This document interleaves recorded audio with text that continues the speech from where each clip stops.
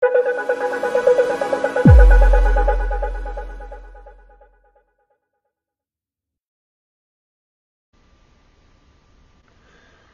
this is Rick for EDU Mobile.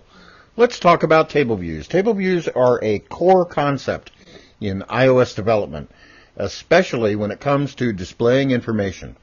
So we need to understand this, and we're going to take our time in this unit talking about and understanding table views. First of all, table views all subclass UI table view controller, and this is usually in conjunction with the UI navigation controller, because the UI navigation controller is able to push and pop other view controllers onto its own stack. So UI table view controller, when we select a row in a UI table view controller, typically we push a new view controller onto the nav controller stack, and that displays detailed information about the row that we've selected in the table view. We're not going to do this in the first demo, but we will certainly be doing this in subsequent demos. Table view controllers adopt two protocols, the UI table view delegate protocol and the UI table view data source protocol. The delegate protocol has to do with things that happen on the table view.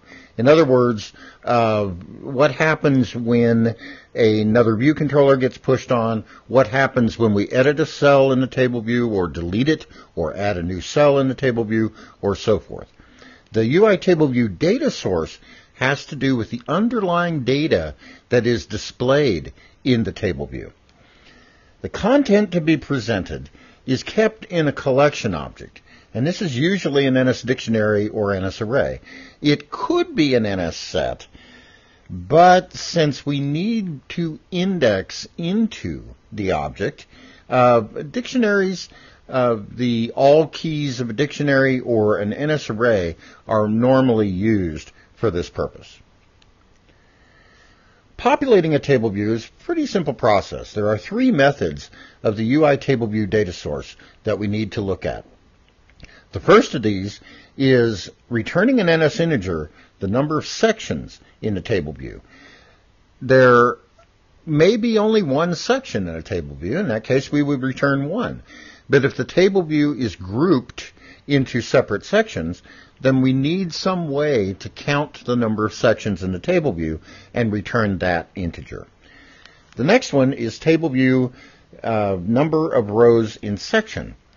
Now, for each section of our table view, we need to return the number of rows that should be displayed inside that section. If the section, or if there is only one section in our table view, we only need to return one thing. But we may have multiple sections, and in that case, we need to either do if, else, if, and so forth, or a switch statement to determine what section we're in, and then where in our data source object we count the rows that are in that section. The third method is cell for row and index path, or table view cell for row and index path. And this is very important because it tells us where in the data object we should get the information for each row that we're going to be displaying. So the index path is important here because it will give us the section value and the row within each section value for every section and row in our table view. And we use that value to index into our data object. So index path is a dot-separated address, let's say, or a dot-separated list of indices into a series of arrays. And index paths are fairly complicated things. We can use them to build trees of NS arrays and things like that. But the good news is that we don't need to get into the depth of the index path objects when we're only working with table views or collection views in general. UIKit adds a couple of properties and a single method to table views for index paths. And they are the row and section properties for the index path. So we can easily get the row and the section, and then a row within a particular section. So indexPath.row will give us the row, indexPath.section will give us the section, And we can set up a new index path using index path for row in section, and that will give us a new index path for a table view. So those are three very important things that we need to know about index paths, and that's really it. Look up the documentation, though, for index paths to get kind of an overview of how they work in general, and then look up the UIKit additions for index paths to see how they work in table views and also in item collections. So in the demo, we're going to create a simple table view, and there's really about 4 steps to this. The first thing we do is we create some sort of collection object to hold the data. In the demo, we use a model, and this is a very good idea. Even if we have a very simple model, like an NS array of strings, which we do in the demo, we don't want to put that into the table view controller itself. We want to extract that data out and put it in a model class. After all, we've been talking about model view controller. We should really practice what we've been talking about. Then, in a simple table view, we only have one section, so we're going to return 1 from the number of sections in table view method.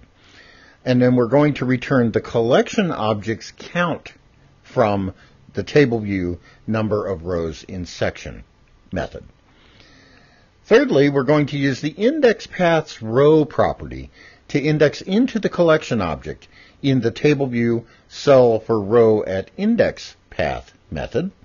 And this will give us the data that we need to display in the cell, and then we will populate the cell fields with the data directly from the collection object, indexing into it with index path row. And this really sounds more complicated than it is. So there's a couple of other things that we need to do as we set up and before we do these steps, but I'll show you that in the demo.